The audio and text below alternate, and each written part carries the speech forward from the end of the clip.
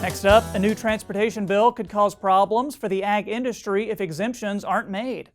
Market Journal's Maddie McIntosh spoke with Nebraska Extension Policy Specialist Brad Lubben to learn more about the bill and the reintroduction of the HAULS Act.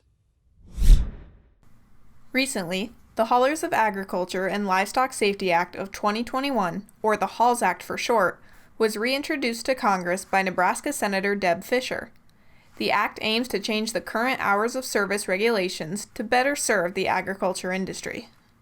The primary push here is how to try and strike a balance between transportation safety, which is what the rewrite of federal regulations have been focused on, and the issue of animal welfare, which is unique to agriculture and other related haulers. How do you balance animal welfare issues if transportation safety issues effectively shut you down short of your destination?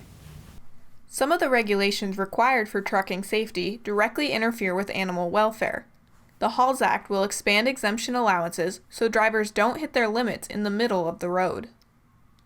With the push for more stringent enforcement of hours of service and electronic logging devices, those actual devices on the tractor trailer that would literally shut down or idle down that equipment when it reached its time limit.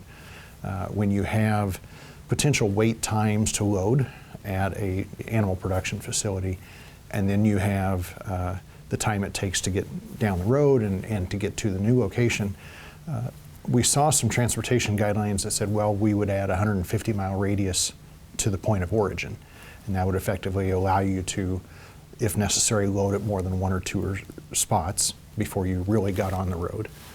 But the HAULS Act, as reintroduced here, would bring that same sort of margin of safety or margin of waiver to the destination, so that if you're within 150 miles of your destination, then the rules, the limits don't apply, and you're still able to go get to that destination. Ultimately, it means that the sort of the radius of agricultural transportation that can get live animals to Nebraska, or frankly to any other feedlot in the Great Plains, that radius gets just a little bit bigger.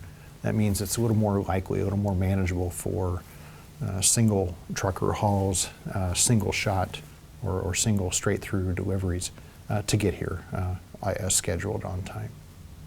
In addition, Brad says the act expands the general ag exemptions and will create more flexibility and manageability for agriculture year-round without compromising safety.